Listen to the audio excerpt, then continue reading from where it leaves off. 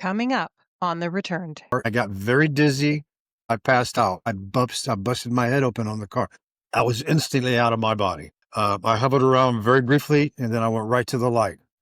There were two beings there to greet me. They took me down different corridors and different streets, and everything was just absolutely glimmering. It was like you're walking into a crystal city. Hi, and welcome to The Returned. Here's to everything we'll discover together.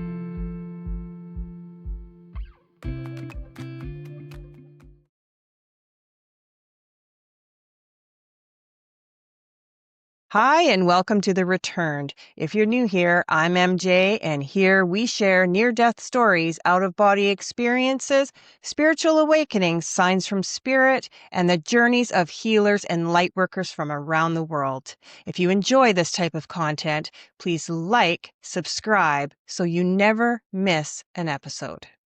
I'm honored to welcome Randall Smith. He is a psychopomp, shamanic practitioner, Reiki healer, and an intuitive, and he is an NDE survivor. As a child, Randall had a remarkable near-death experience, clinically gone for 20 minutes after a fall in his father's garage.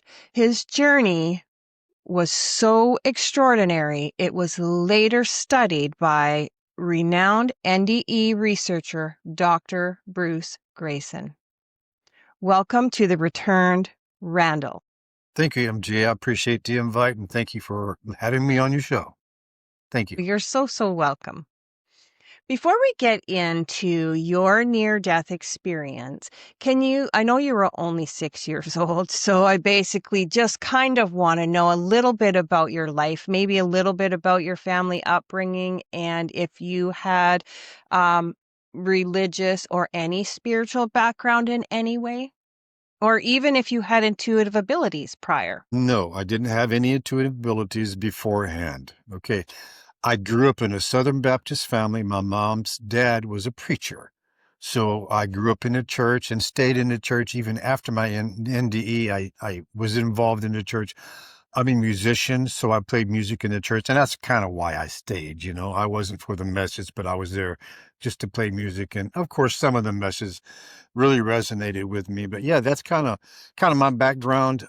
I don't remember a whole lot of my life before the age of 6, other than just a few little snaps here and there. But for the most part, I don't really recall a lot. But yeah, we grew up, we were at church all the time. And my mom, of course, was God-fearing. And every time you turn around, you're going to go to hell if you do this, if you do that. So, you learn to stop doing those things early in life. So that's kind of where I was at before my near-death experience. Well, Randall, can you take us back into that day when you were 6 years old? Okay. All right. It started, my dad had asked me to go with him to just kind of hang out with him. I was only 6. It wasn't like I had any kind of mechanic abilities or anything like that. So he asked me to go with him to work on his friend's car. So we get to their house, and I'm kind of playing around in the yard, this and that, and I decided to go in the garage and hang out with the adult men. So I'm in the garage. I'm in the back of the garage. The car is running. They're standing in a walk-through door so they can get air back and forth, and they go look under the hood and figure it out and go back out and get some more air and this and that. Well, I was in the garage playing behind the car. I didn't have any idea what was going on, So they're carrying on and they're talking and this and that. And I remember being back behind the car, and I got very dizzy and I passed out. And when I passed out, I busted my head open on the bumper of the car. That's how they knew I was in the garage. They didn't know I was in the garage until then. So the minute that happened, I was instantly out of my body. I hovered around very briefly, and then I went right to the light. And when I came to the light, there were two beings there to greet me. There wasn't I didn't see any relatives or anything like that, any familiar faces, but there were two shimmering beings that greeted me when I appeared into the light. They took me down different corridors and different streets, and everything was just absolutely glimmering. It was like you're walking into a crystal city and this and that. We went down hallways and pathways, and one of the hallways I do remember, I remember seeing little slivers that looked like a piece of paper, little slivers on shelves, and they were everywhere. I didn't know what that was at the time, but later on in life, I was told that those were the Akashic records. Again, I didn't pay any attention to that. I just kind of went on. So we went into these other little uh, big rooms, little rooms, hallways, and places like that. Then we ended up in this one big room. Now I was only 6, so everything is massive and big when you're little, you know. So we walk into this room. It was it was well lit. There was no light, but it was well lit. Everything was bright. They took me up to what appeared to be a stop sign laying down. So it was an octagon shaped well. So I walked up to the well, and they were both on both sides of me, and they had been talking to me via mental communications the entire time I was there. So we came to this room, and I'm standing at the edge of this well, and I'm looking in, and I see what looks to be confetti, but it's a liquid type of energy, and it's just churning and things like that in this well. And it had all the colors that you can think of. It had the magentas, the lights, the darks, but I didn't see any blacks. I didn't see any brown colors or nothing like that, but everything was very livid and live and bright. So I felt like they were urging me to put my hands in this well. So I put my hands in there, and I'm feeling all this, and it's tingling, and I'm getting goosebumps, and it's like I just got plugged into a big battery. I can feel it, but it's not shocking, but it's a tingling, vibrating, and energetic sensation that I'm getting here. So I pull my hands back, and I still feel it. I still feel it as I'm looking at my hands now, but I feel it, and I'm really super, super, aware of everything, just aware of everything. So we lean back, and I'm still in my hands, and I'm going, wow, this is crazy, you know. So I'm doing this and this, and I kind of relax a little bit, and I hear, you can go whatever direction, any direction you want. And when they said that, I did have four tunnels appear, one in front, one behind, to the left, and to the right. So I'm looking, and I look back to the left. When I look back to the left the second time, I woke up on a couch in these people's houses. They had taken oxygen off of me, and my chest was sore, and this and that, because they did compressions on me and so on. So I'm sore, I'm crying, and I don't know what is going on. I didn't want to leave where I was at. So I'm crying the entire time, and they're trying to get me calmed down and this and that, you know. So my dad loads me up and takes me to the doctor. The doctor looks at me, and they sent me to the hospital. I spent a day in the hospital, and they let me go. So I was gone for 20 minutes. My dad said, you're gone about 20, give or take a couple of minutes. So after the fact, the next day I started seeing spirit. I see people walk by. I hear things. I hear voices. I hear thoughts going on and this and that, you know. So I'm telling everybody. I'm telling my mom. I'm telling my dad what I'm hearing and this and that. Oh, so it's okay. It's just a dream. It was just a dream. You had a dream. You had a dream. You know, you just had a dream. No, that was not a dream. Because I see things, I hear things, I sense things, I smell things. And why are these people walking around here? And why do I hear your thoughts? That's not a dream. But they kept telling me, no, you're okay. It was just a dream. It was just a dream. You were gone for a little bit. It was just a dream. Well, we never talked about it anymore. Just occasionally I would make mention that I see people and I hear things, and it got to the point where they go, okay, Randall, stop making it up. Stop lying. We know you had a problem back then, but don't say anything. Just please don't say anything. Stop lying. Don't make it up. So life goes on. I learned to hold it back and hold it in. Just I couldn't take being called a liar anymore.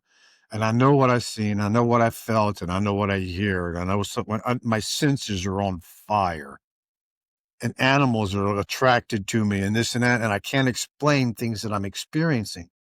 My mom's dad was a Southern Baptist minister. You talk to him, and of course, you can't say anything, son. You got to keep quiet. People will call you a liar and this and that. So I learned to repress it. I held it all in. I just held it in until it gets to the point where you can't hold it in any longer. I'm going to explode, So in my 20s, I got involved in music. I got married the first time at 21, and that didn't last but a few years, and we got divorced. Uh, you know how it is, MJ. Your senses are heightened, and you know bull crap when you hear bull crap, and you know a lie when you hear a lie. Your body talks to you, and nobody realizes that. So going on in life, I'm trying to figure out, why do I see things? Why do I hear things? Because like I said, we never talked about it any further. So I had discovered shamanism at a very early age. And I was reading through some articles of this and that. And I'm going, that's me. That's me right there. I do that. I can do that. So I dove in, started studying shamanism, and I've been a student ever since. I love it, absolutely love it for what it can do for you and what it allows me to be able to do in a trustworthy manner for everybody else too. So I studied shamanism. I became very efficient in doing that, and wanting to help people and work with people. You cannot tell them you're a shamanic practitioner because everything is, oh, that's of the devil, So I learned at that point that I really just can't say anything. I want to help people. I don't know how to help people. And then I heard about Reiki. So I'd studied Reiki. I became a Reiki master in the late 1990s. And I've been doing that ever since. And that right there helps to get people to me so that I can work with you. I'm going to back up a little bit. Sure. My mom, when she had headaches and she had aches and pains, she would have me either touch her arm or her back or kiss her head or things like that to take away the headaches and the pains, I didn't think anything about it at the time other than, okay, this is cool. It helps. I'm going to do this, So my dad would do the same thing. I would touch his arm, his back, or his leg, Same thing with my mom. My sisters jumped on board. It's like, okay, there's something going on here, and I would have friends call me up and have me come over and sit with them for a little bit. And again, MJ, I didn't know what was going on. I just knew that the doors to the universe was open and I was invited in. So being the invitee, okay, so we got to take advantage of this, not to take advantage of people, but to take advantage of the situation put before me. So I'd studied shamanism. I studied Reiki. I've been studying palmistry for a very, very long time, probably in my teens. I get interested in the palms because there's something very special about the lines in your palm. And I found out too that when I do palm readings and I touch you, I can see into you instantly. So that's another That's thing, interesting. isn't it? That's another thing to be able to Yes. do that for people and help them. So in doing all of those things, I'm deciding, well, what should I do? I really want to help people. I really want to help people. Well, in a process of that self-discovery, I would have spirits come to me that had passed, but they didn't pass over. So they had died, but they were still on this physical plane. And I didn't know really how to technically help them cross over. I would talk to them, and then I would get a wisp of light, and then they would be gone. I wasn't sure what I was doing that helped them to cross over. So when I got involved in shamanism, some of the major classes that I took was advanced depossession and curse unraveling and death rites and rituals. So by doing those, now I know who to call, how to call, what to call in order to assist and help with helping these people cross over. So by doing that, now I've opened another door, or not me, I'm just a hollow bone. They opened another door for me to become a psychopomp. The psychopomp is somebody who helps spirit cross over that have died but have not crossed over. So I started doing that. And that to me is when the miracles really began to happen in my life and for other people. And those that came in for Reiki treatments, I was doing psychopomp work on them also.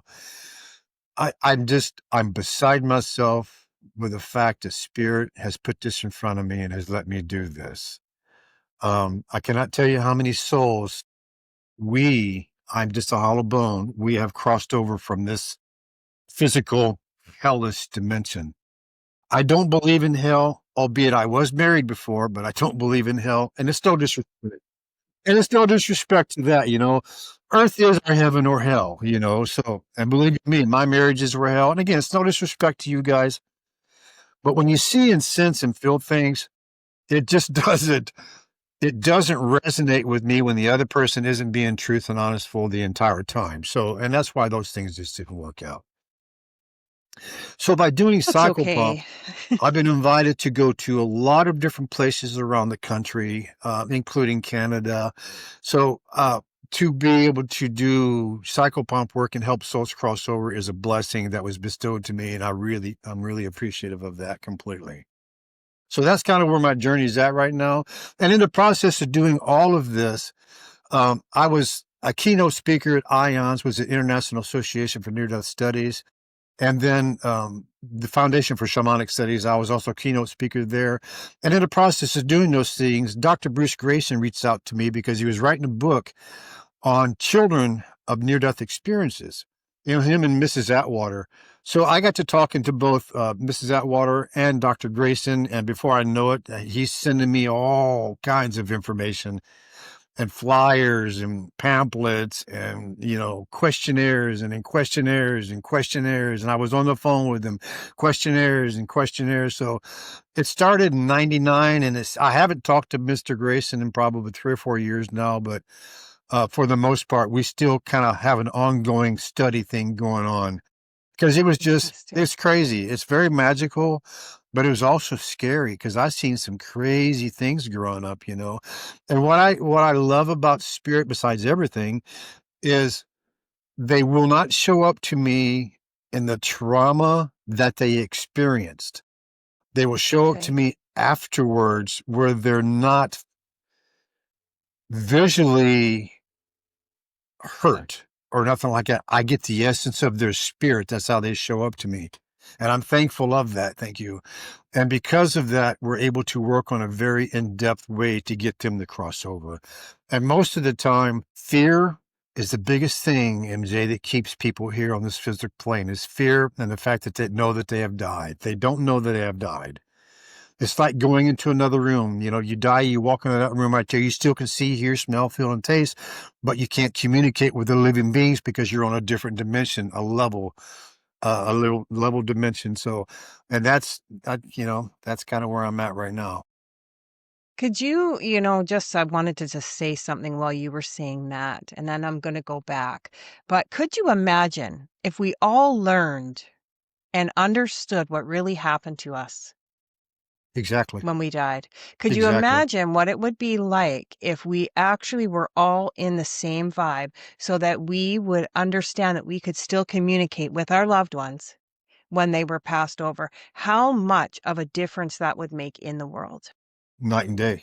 I can't, I got goosebumps. I don't even know where that came from. It just came flying through me, but I'm not kidding. It would make such a difference. Absolutely. Without a doubt. Absolutely. And I try to teach people how to do this too. But the thing about teaching somebody how to do Psychopomp work is, for me, the key to having a successful transition is being able to communicate with the soul that you're trying to get to cross over. Because if you can't communicate, how are you going to convince this soul that there really is no such thing as hell other than marriage? I'm kidding. So how do you convince him that there is no such thing as hell and things of that sort? So, again, it's no disrespect. So that's a blessing that source has given me, is the ability to communicate and know the right spirits to ask for assistance from when doing Psychopomp work, because if you ask for your grandmother, your grandfather, your mom or dad, your sisters, or even your kids to come forth from the light to assist and help you cross over, when that soul sees those beings, they're not going to run. They're not going to be scared. They're going to be just absolutely full of love, which is what gets us all in that light, is just the amount of love that you feel. It's beyond bliss, beyond bliss. So if you get somebody coming from the light that is family, friends, or loved ones, and they come to ask you and help you cross over, are you going to tell them no? Of course not. You're going to go. So that's the big key, is the communication between myself and those who are still trapped here. Absolutely. Wow, you're an amazing man, really. I want to just step back for a moment because I know the audience would like to know a few different things I wrote down as you were talking, because I always do that. But you were hovering before being carried by the beings. And I was wondering, in that time of hovering, did you feel or see anything at that moment? I don't recall feeling or seeing anything other than the fact I knew that I was no longer in my body. And for some, I don't know how to even explain this, but I knew that my consciousness was not in that body that was laying on the floor. I knew that I was up in the corner, then I was gone.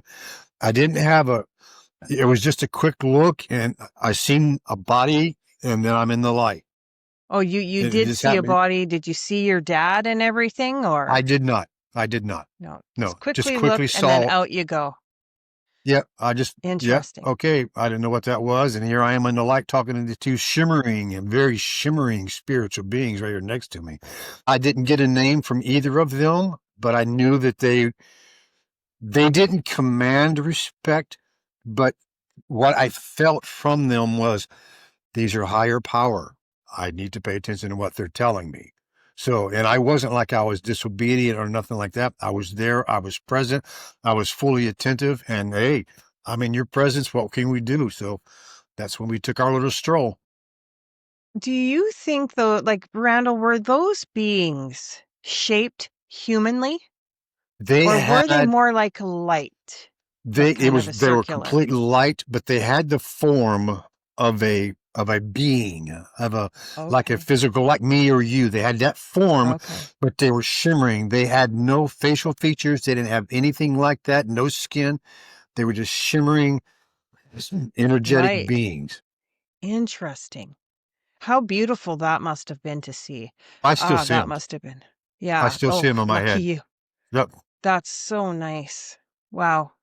So when you were with them, did you have any fear? No, I didn't know what Didn't fear think was. so. Yeah, nothing. Exactly. Right? No, it was love. It was absolute love.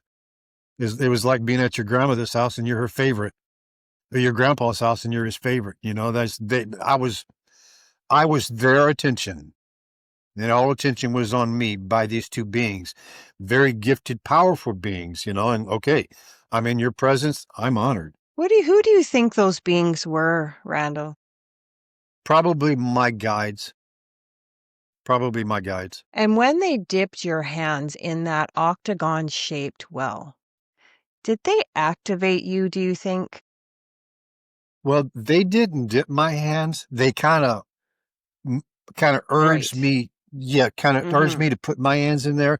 Oh, there ain't a doubt in my mind that I was completely reformed. Absolutely. Oh my God, yes, yes, no So doubt in you my had mind. your own free will to do Yep, so. yep, That's absolutely. exactly what I was getting at. Yeah. And so Yep. after doing It that, wasn't like though, I was. Yeah, it wasn't like they twisted my arm or nothing. It's kind of, kind of motion for me too. And of course, I'm going to do that. I mean, I wanted to anyways because it was beautiful. I mean, it was just absolutely stunning how beautiful the confetti was, and it's glowing and it's shimmering and it's shooting off energy. And it's like, I want to touch that, type of thing. So yeah, they didn't have to, yeah, they didn't take much persuasion on their behalf to get me to do it. do you believe that this was a pre-birth plan for you? I think so. I think so. Yeah, it's Because giving ever me those since vibes then, as well. yeah, I think so. Because ever since that experience, I've had kids come up to me and ask for advice. I don't know why they would. I have adults come up to me and ask me for advice. Again, I don't know why. I'm just a kid. You're asking me for stuff. And, ironically and ironically, what I told them was pertinent for the situation going on, and they followed the advice and things turned out good. So I was tuned in. I mean, stuck the key in ignition and turned that bad boy on, and here we are. So ever since then, it's been crazy. I'm not a counselor or anything like that, but I do a lot of readings. I do a lot of healing sessions. I'm getting ready to open up a healing center. It's not me, it's source, and I'm just a hollow bone, and I'm being used to do these things. So for the betterment of humanity and for all of us sick people who need some help. So that's why we're doing this. And the need is great. The need is getting better and greater every day. We have more and more people need help every single day. So that's what we're trying to do. So, but yeah, I knew right off the bat that something was crazy going on with me, and I'm still baffled by the amount of people that would come up to me for advice being a kid. It still blows my mind. And I still have that. I mean, a perfect stranger will come up to me and ask me for advice. I don't know if it's written on me somewhere, or I don't know, MJ, but it has to be. It has to be. Yeah, it has to be. You're calm and you have a nice demeanor. I can just tell. Yeah. Well, thank you. Yeah. Thank You you. bet. You I know. Well, bet. I we're gifts of God, so we got to act like that.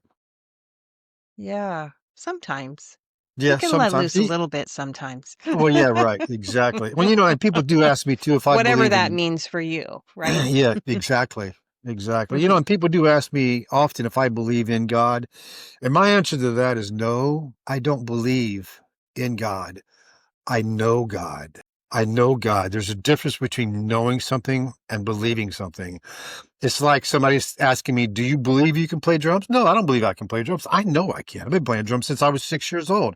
So I know. It's a knowing. It's not a belief. That's right. It's a knowing. And there's a big separation between the two.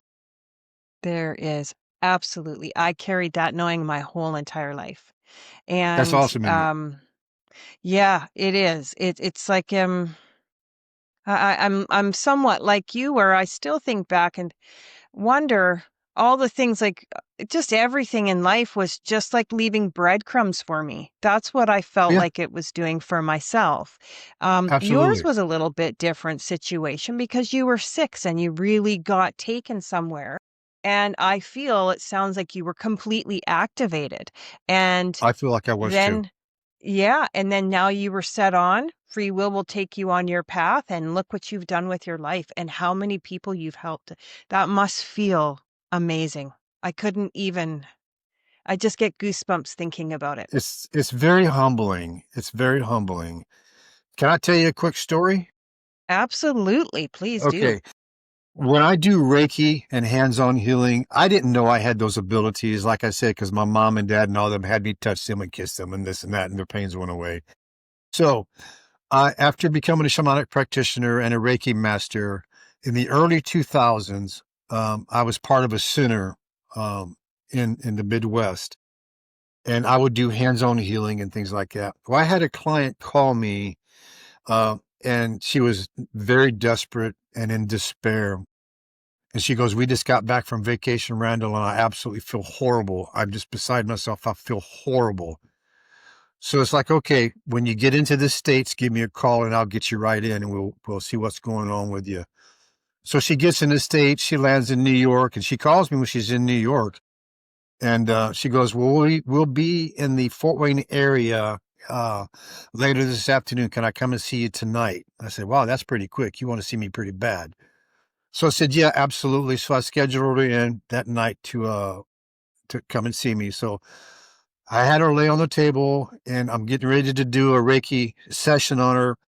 Because by doing Reiki, once I touch you, I'm tuned into you. I know what's going on. I can tell you what you've had for breakfast and things of that sort. So I'm tuned in. So as soon as I touch this woman's head, I get them instantly. I hear voices and I know she's got attachments. So, okay. So I got my hands on her head and then I see this gentleman and he's in he looks desperate and very despair person. He's got a wheelbarrow, and this wheelbarrow, he's got 4 or 5 bodies stacked in this wheelbarrow, and he takes them down this little uh, pathway outside and dumps them in a pit. He comes back, loads them up, dumps them in a pit. And I'm thinking, oh my God, what am I seeing here? I pull my hands Yeah. off her head. I shake it off just to make sure it's not my imagination. And I put my hands back on her head and I continue on from where he left off. I was like, oh my God, what am I seeing here? What am I seeing here? So instantly I go into the psychopomp mode of, okay, I need help. I asked for Archangel Michael, Raphael, Uriel, Gabriel. I asked for everybody to come forward. So we're all here, and I still have my hands on her head, and I'm not moving. I usually go around the head, do the shoulders, and then start going down the body, for different points. So I'm on her head, and I get this guy, and he's still in this wheelbarrow. So I'm thinking, okay, I need to cross over the people in the wheelbarrow. Something's going on here. So I'm there, and my guides are here, and everybody's here, and I start seeing them wisp out of the wheelbarrow. I'm going, hey, cool, this is working good, working good. Boom, they're back in the wheelbarrow. It's like, oh no, what's going on? What's going on? So I go back in it again, and I get the wisp and wisp and wisp. Boom, they're back in the wheelbarrow. It's like, oh my God, what's going on? So I asked for higher guidance. And in the process of that, he said, you need to cross him over. So I go to cross him over. I can't get him to go. I can't get him to go. And it's like, oh, what am I doing wrong? What's going on here? So we go back to the wheelbarrow. There was attachment on top of the people that were in the wheelbarrow. Once I got that attachment to cross over, the folks in the wheelbarrow were able to leave. Once I got the people on the wheelbarrow to leave, he was finally able to cross over from her too. So it's like, oh my God, what had just happened here, And they took me all around where they were at, showing me why they're there, why they didn't want to cross over. People live a living hell, really. So it's like, oh my God, what is going on? What is going on? So I did all of that, and I got all these folks to cross over, and they stayed in the light. So after the fact, I had her sit up, and I gave her some water to drink, and I gave her a small little candy bar to bring her sugar back up, because a lot of people will almost crash when I'm doing work because of the energy. So I'm sitting there talking to her, and I'm telling her what I saw and all this and all that. And she goes, well, I just got back from Germany. We went to the Holocaust thing there. And she picked up a bunch of attachments from there. Not only from there, but when they left there, they went to New York because they had a Holocaust display going on in New York at the time. So she also picked up some there. So when I saw her and she verified what I had told her, it's like, oh my God, oh my God. So I was already amazed by what they allow me to do. But after that, it's like, okay, I'm taking this extremely serious now. I'm not dabbling. I'm not playing. I'm directed. This is what I'm going to do. I don't know how many people crossed over that day, MJ, but it was just, I cried for probably a couple days because it was just so overwhelming, the amount of people who crossed over. And just to be able That to, sounds scary. it was scary. That I mean, sounded like I that was didn't, scary to see at first. yeah, I wouldn't, like I said, I wasn't sure what was going on. What am I seeing? Is this my imagination or is this going on? And once I was able to communicate with them and they acknowledged my communication to them and they crossed over, it's like, thank you. Thank you. Oh my God. Thank you so much for allowing me to be able to do this. So, and since then, I don't know how many souls has crossed over, but thousands and thousands and thousands and and it's hard to believe that that many people would still be on this physical dimension. But because of religions, the indoctrination of religions, people's belief and fear, that explains why there's still so many people left on this physical plane. And it's the blue-gray world. It's the blue-gray. I can go there in a meditation to the blue-gray world to see all these spirits there. And every time I do, I try to cross over as many as I can because I know they don't want to be there. I know they don't want to be there. So that's a story for you. I mean, it's a factual story, but there. It's a very interesting story because it actually led me to think about something that happened last week with my son. My son's in his 30s. He had a dream. My stepfather had passed away in February. And I had been with my stepfather since I was 10. So, he was my dad. But he was more even more the best grandpa you could ever imagine, and he looked very similar to you, by the way. I find it very, very interesting. But anyways, my son called and he said to me, Mom, I had a dream, and he was bawling. And I said, what happened? And he said, Grandpa was there and I was really with him. I said, okay. And goes, I got to sit with them. And they were super close, super close. They worked together. They did everything. And he says, I couldn't stop crying, but then I stopped and I said, Grandpa, why didn't you go to heaven? And he says, because I still got work to do here. And he goes, well, Grandpa, what's it like where you are? And he says, well, sometimes I fade in and I fade out and I fade in and I fade out. And he said, okay. And then apparently they cracked some jokes and my son woke up. However, let's take you a couple days or a couple days later. I'm up in my hometown and I'm now saying goodbye to my step grandmother, which is my stepdad's mother. And I say goodbye. I say to her, Godspeed, and she was not very coherent. But when I said that, she turned her eyes over to me and she said, yes, Godspeed. She knew exactly what I meant. It was so touching. And then I left. Guess what her last words were? Her son's name. Steve came to get her. Yeah. Came together. So, yeah. And so my son, when he told us that, I guess Steve was not done here yet because he was coming over to take his mom home. That's Oh, I got awesome. the goosebumps. That's I awesome. don't know if That's I mean, that's what it was. It was so interesting, but she just went, Stevie? Yeah, just letting your son know too that there is no death. I There is no did. death. I have been working on my children. Oh, believe me, they used to think I was a witch. That's okay. Let them fake it. But no, for years, they both know their mom is like this. Like both boys I have, my one son, very, very spiritual and also very, I don't know what kind of gifts he has, but he has some interesting, like he can see where the Amazon driver is. Awesome. It's so That's good. weird. It's like he can just like tune in, boom, he's been like that since he was born. That's remote viewing. Yeah. Oh, is that Yep. what that is? That's remote viewing. Absolutely. He Because says if it you have looks a like a target, TV screen comes up and then he yep, can see. exactly. Yeah. Exactly. Because if you have a target in your mind, you can project your mind to it. Yeah, it's called remote viewing.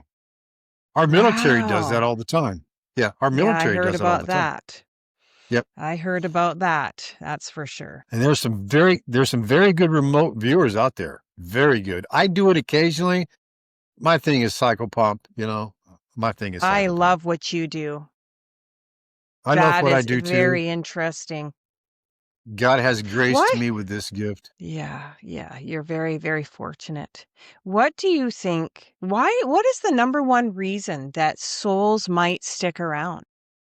Fear, Okay. fear. And this is fear from indoctrination from life, their life here?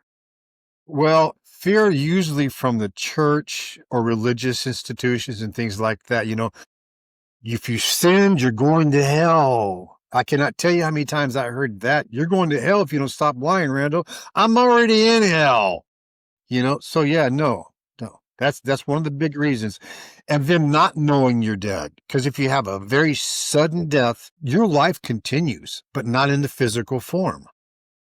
So if you don't believe that you're dead, you can still be in the physical realm, but not in physical form, and stay there for years and years and years and years and years until you realize Oh, that you have died. We've crossed people over that have been here 200, 300, 400 years and don't know that they're dead. what do they Yes. do? Hang out, stay in their house, stay in their house. I've crossed people over, MJ, that were attached to furniture. And of course, people, Goodness. the attachments on people is just unbelievable, just unbelievable. I cannot tell you how many people I've crossed over. Again, I'm just a hollow bone. They're the source that were alcoholics. And once the alcoholic is taken off of an individual, the alcoholism stops, and it stops almost immediately. It's amazing. It's amazing. I love what I do. I'm so thankful. I'm just so thankful for them letting me do this. I am so interested in learning more about that, to be honest. But I would really like to know about some of your current offerings or published works or your healing work, teachings, anything that you are doing right now or going to be doing to help people on their paths. Okay. I have a couple of things locally that I'm getting ready to do. Um, it's the Fort Wayne Metaphysical Symposium. I'll be a keynote speaker there on November 9th. I'll be doing a small class and talking to people about the near-death experience and psychopomp work and things like that. And then I'm in the process of writing a book right now too. But also, right now, my main goal, MJ, is to open this center. I have a healing center that I'm getting ready to open. Been working on it now for about a year and a half. This takes a lot of money, takes a lot of effort, but I've got frequency devices that will put the body back into its natural homeostasis form. And when that happens, then the body can heal itself. You know, the energy that created the body can heal the body. So by bringing these new devices, these frequency devices, we can take care of basically everything, pretty much everything. So that's my main goal, is to get that open. It just takes a little bit more money and a little bit more time, but hopefully by springtime, I was hoping to have it done by now. But just like I said, everything just costs so much money. Everything has just went through the roof. But the building is pretty much done, except for one of the other rooms that I'm not going to do that room until I get the center open and going, and let those funds take care of the other room. But I'm going to have something there called the EE system, which is the Energy Enhancement System by Dr. Sandra Rose Michael. I'm going to have a unit put in our place. And then I've got frequency devices. One is called the Atom, and then the terahertz wands and things of that sort. But the new age in medicine, the new age in healing is frequency devices and frequency healing instead of pharmaceuticals. Because with the frequencies, the only side effects from frequency devices, they work. That's the only side effect, is they actually work, and they work without destroying the body.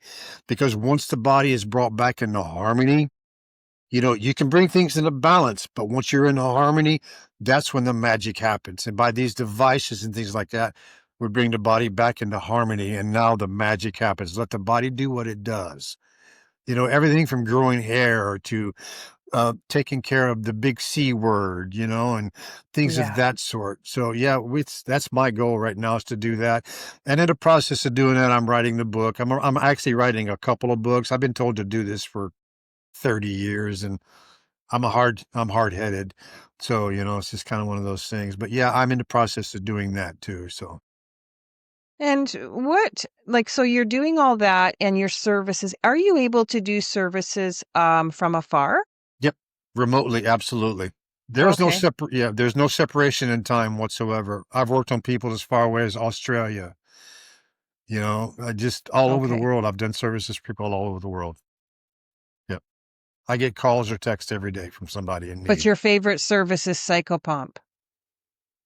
You love Yes, that. my favorite is Psychopomp. Yes.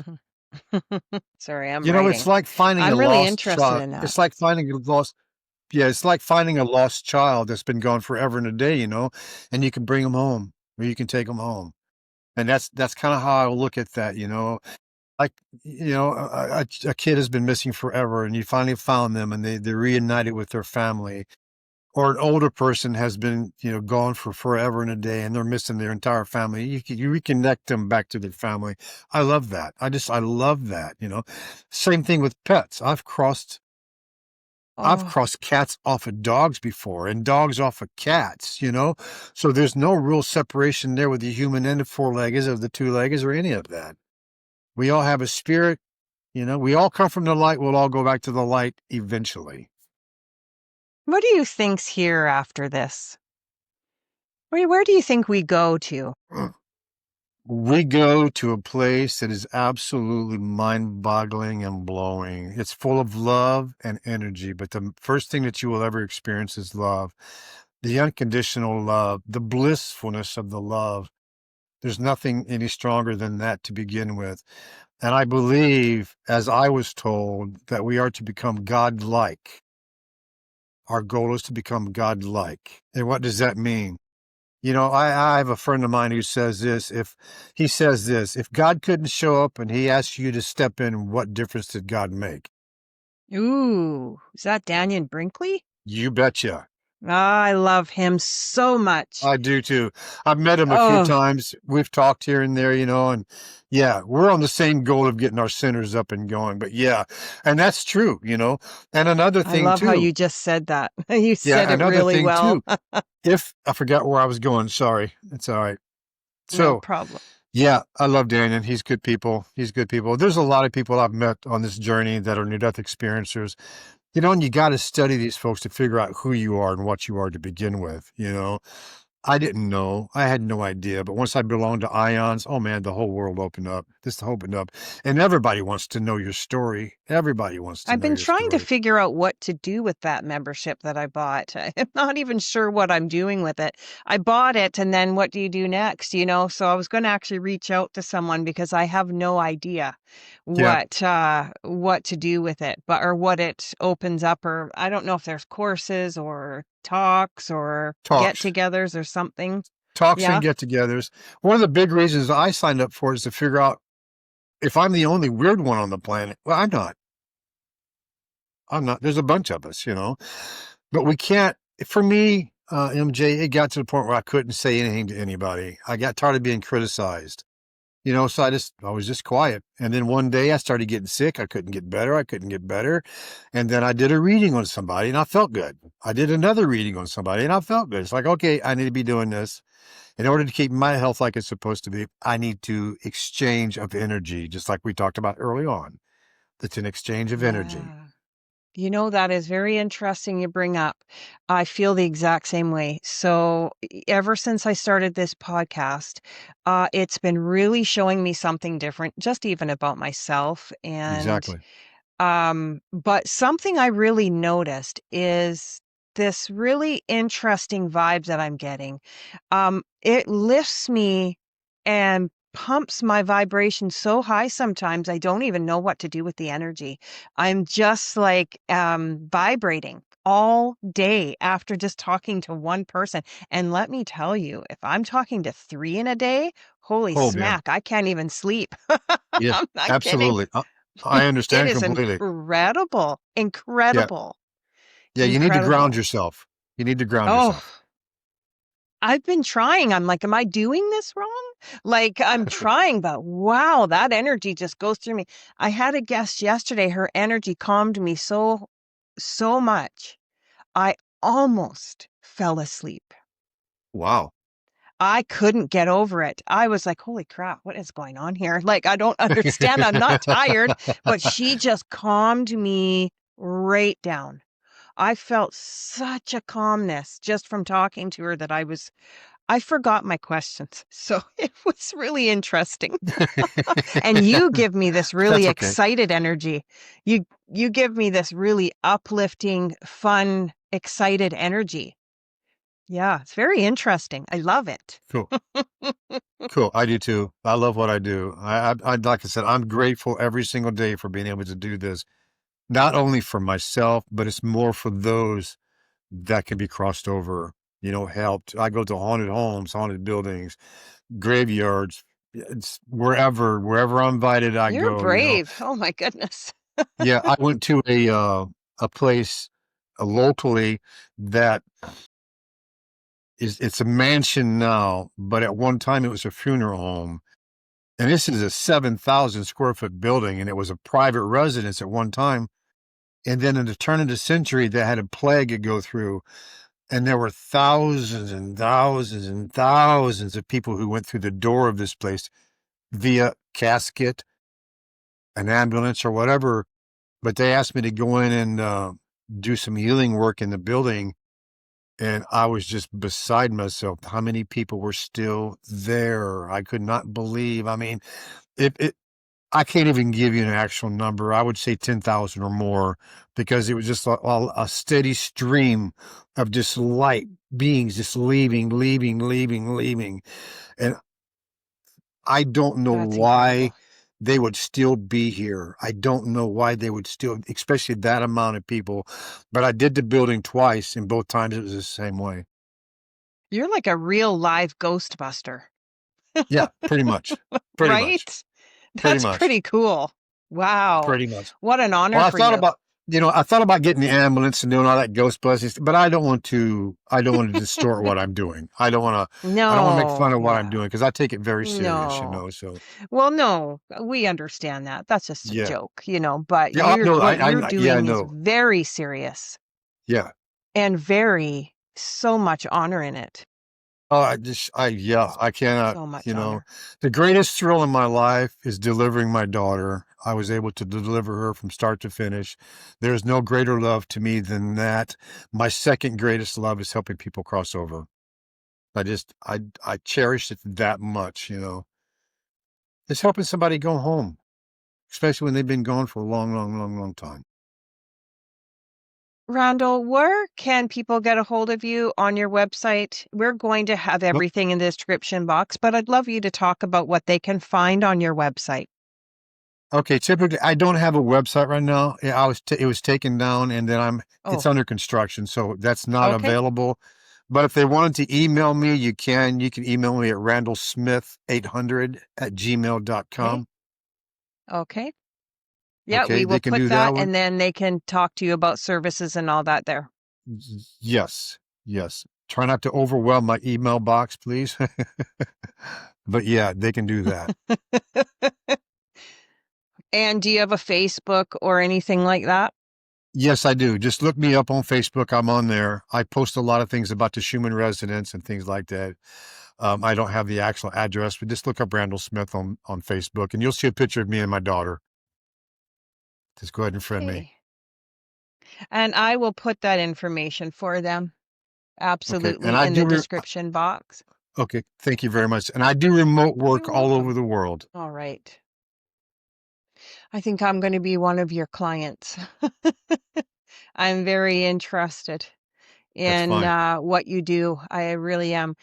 Randall, if you could leave one message only for everyone that was listening today, something you wish people would learn and never maybe remember or never forget, what would that be? You have a life review at the end of your life. You will become everybody you've ever encountered your entire life. So, by knowing that little bit of information, what difference are you going to make now? You will become everybody you've ever encountered, and you will feel the effects of your interaction with that person, including the interactions with their family, friends, and or enemies. So what difference are you going to make knowing that you will become the next person you ever meet? That is awesome. Randall, I want to thank you for sharing your story. It is so powerful and a reminder that mysteries and gifts from God and responsibility that come after being touched by the other side. It's been such an honor to have you with us. And thank you for all the work that you do for others in this world. Thank you, MJ. Much love to you and your family. Thank you so much. Thank you. And until next time, stay open, stay curious, and keep returning to the truth within you.